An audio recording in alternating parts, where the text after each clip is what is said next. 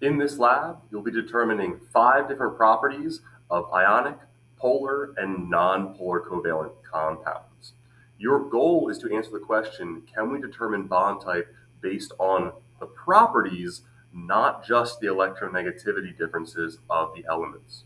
You'll start by calculating the electronegativity difference, determining what kind of bonding is going on in the compound, but then you'll run those tests and see, do ionic compounds have one property that polar covalent and nonpolar covalent don't? As a reminder, some of our compounds are very simple, such as this paraffin wax. This paraffin wax has only carbon and hydrogen in it, as shown on the screen. For that, you'll run the calculation as normal, the electronegativity of the higher minus the electronegativity of the lower. For other compounds, such as this baking soda, you'll see there are 4 different elements: sodium, hydrogen, carbon, and oxygen.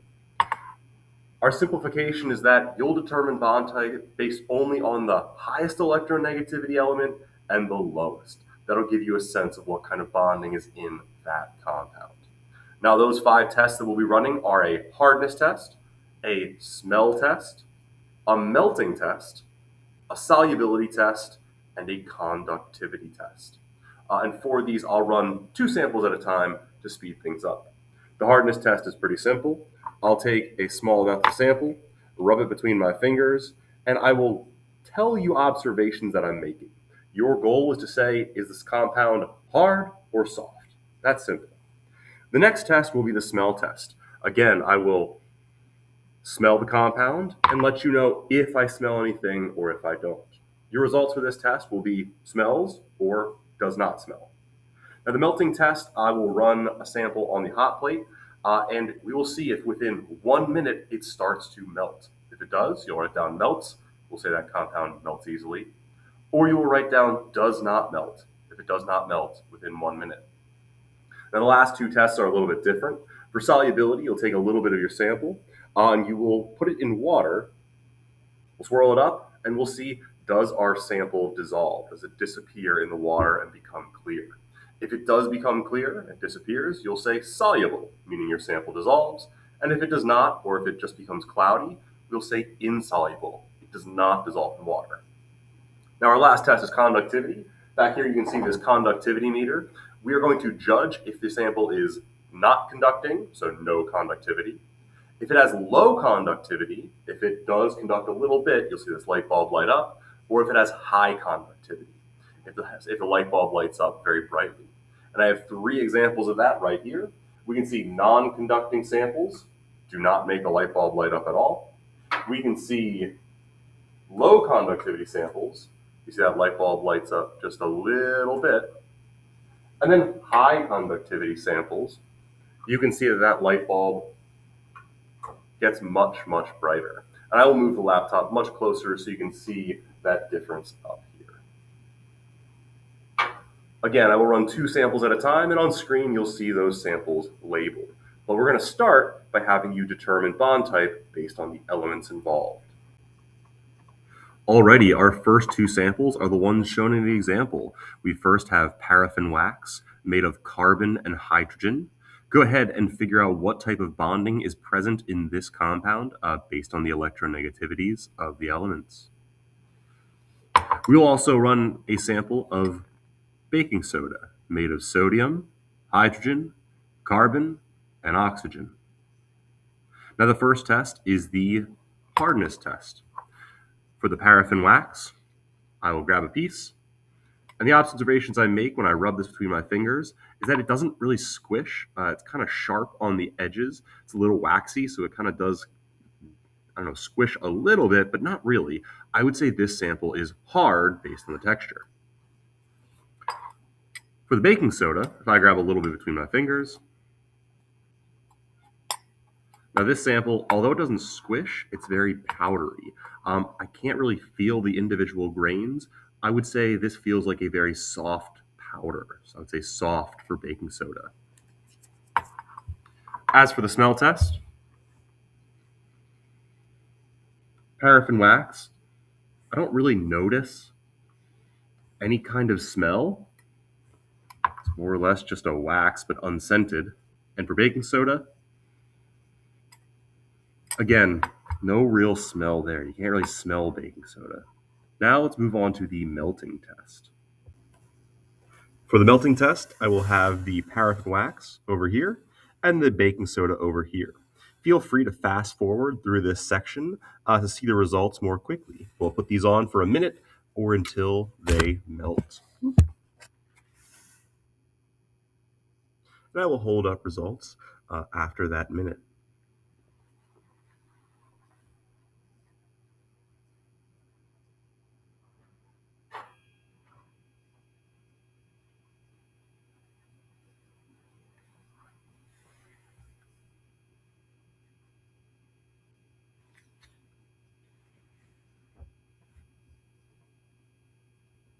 So right away, that wax did indeed melt. You can't see it anymore. It's kind of coating the bottom of the pan.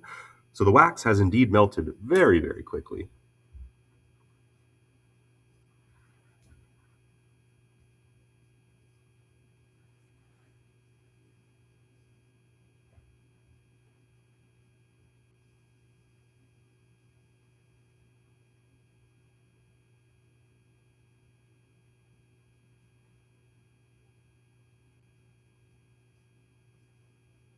Now it's been more or less a minute. The baking soda, nothing has happened to it. It has not melted. Let's move on to the solubility and the conductivity tests. For this next test, I'm going to pour a little bit of distilled water on top of both of our samples. We can see the wax sample right here and the baking soda right here. I'll pour a little bit of distilled water on top of both. And I will swirl for, it says about a minute in the instructions. I think 30 seconds should be fine. Remember, our goal for solubility is to see, do these samples dissolve? Do they disappear and basically make the water clear? Now, if the water was cloudy, that just means that your sample is more or less being mixed around, but it's not actually being dissolved. The water actually isn't tearing it apart. So although I don't have a dedicated timer, it's been around like 20 or so seconds.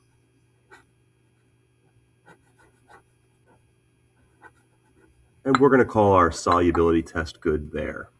Notice that the wax did not dissolve. We'd say that wax is insoluble.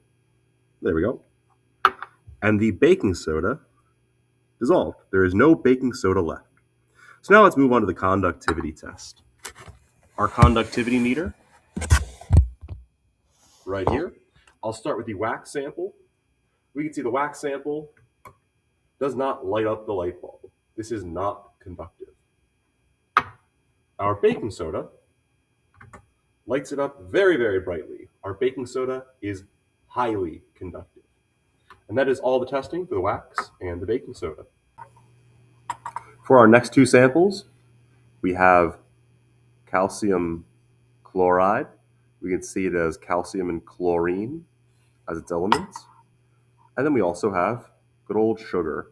Sugar has carbon, hydrogen, and oxygen. Go ahead and figure out what type of bonding is present in both of these compounds. Now, as far as hardness test, if I pick up a small amount of this calcium chloride, these small white pellets, if I rub them between my fingers, they are hard and gritty. They sort of feel like salt, although they do kind of shatter between your fingers. So I would say these are a hard sample. Now, sugar, as you might well imagine, again, we have these crystals of sugar. Again, this sugar, I would say, is hard and gritty. It's crystalline. It doesn't really smush. It's not soft. As far as smell goes, calcium chloride, not a lot of smell. Nothing really there. Can't really smell anything. For sugar, there might be something, but it's very, very faint. Sugar doesn't really seem to have a smell, a strong smell at all. So I would say both of these do not really have a smell. Let's move on to the melting test. Now for the melting test, I'll put the calcium chloride on this side, and I'll put the sugar on this side. Let's see what happens after 1 minute.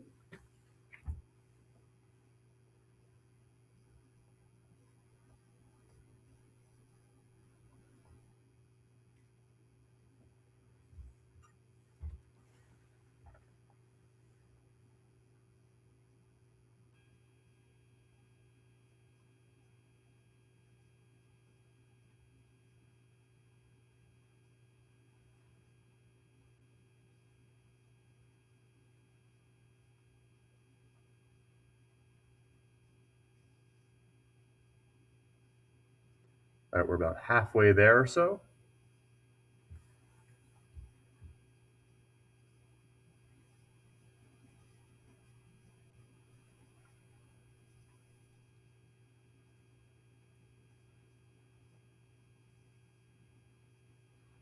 Alrighty, it's been just about a minute.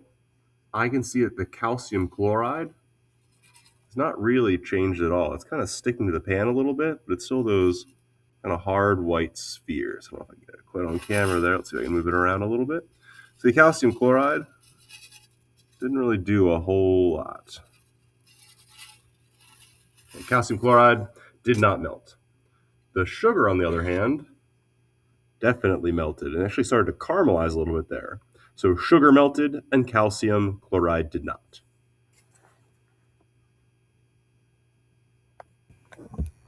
And now for the solubility test. You can see I have my calcium chloride on this side and my sugar on this side. I'll put a little bit of distilled water in each. And I will start to swirl. Swirl these for about 30 seconds to see what happens.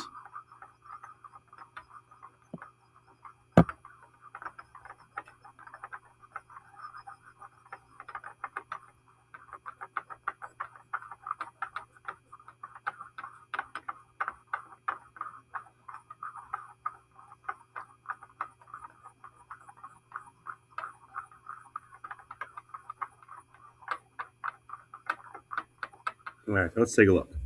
The calcium chloride, almost all dissolved. You can see a little bit of residue there, but most of it is completely gone. If I kept swirling this, it most likely would all disappear. The sugar has all disappeared. It is very soluble. So both of these compounds are soluble. Now let's take a look at the conductivity. Move this around. So conductivity, let's start with sugar. Starting with the sugar this time. The sugar is not conductive at all. No light at all from that light bulb. I'm going to wash this off to make sure all the sugar is off of it. And now the calcium chloride, highly conductive, very, very conductive. And that is the results for sugar and calcium chloride. Alrighty, now on to our last two samples. The first of these is going to be Vaseline. Vaseline has carbon and hydrogen. Make sure to calculate those electronegativity differences and figure out what type of bonding that undergoes. Our other compound here is going to be cornstarch. Cornstarch, just like sugar, has carbon, hydrogen, and oxygen. Now, as far as hardness goes, I can actually take a little Vaseline from the surface here. If I rub Vaseline between my fingers, that smushes. That is an incredibly soft sample. Nothing ambiguous about it. That's a soft sample. If I take a little bit of cornstarch with, say, my other gloved finger, cornstarch is probably the softest powder I have ever felt. It smushes between my fingers. It feels like it's gliding between them. That is a soft, soft powder. Now, back to the Vaseline for smell.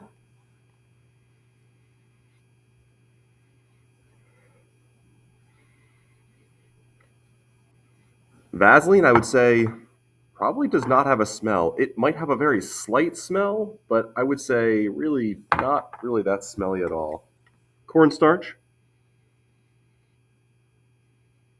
Ooh, cornstarch does have a little bit of a smell. It smells, it's hard to kind of explain. It has almost like a neutral smell, but it definitely does smell. So I would say cornstarch smells just a little bit. Vaseline, I'd say, probably no smell. Cornstarch, smell. And now onto the melting test. I even have Vaseline on this side and cornstarch on this side. Let's see what happens in a minute.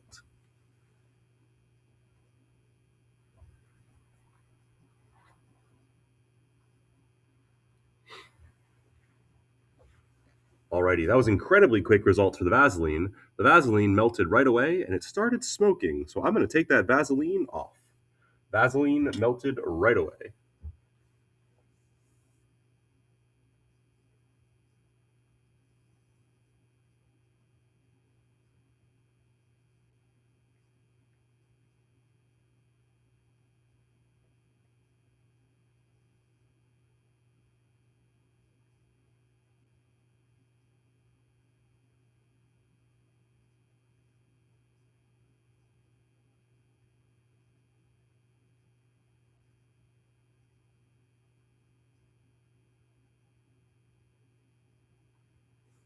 Alright, it has been just about a minute. Let's take a look at the cornstarch. Cornstarch, absolutely nothing happened to it. It did not melt. Alrighty, for our last two tests, we're going to do solubility and conductivity. We got Vaseline on this side, cornstarch on this side. Put a little bit of distilled water on both. And now it will swirl for around 30 seconds.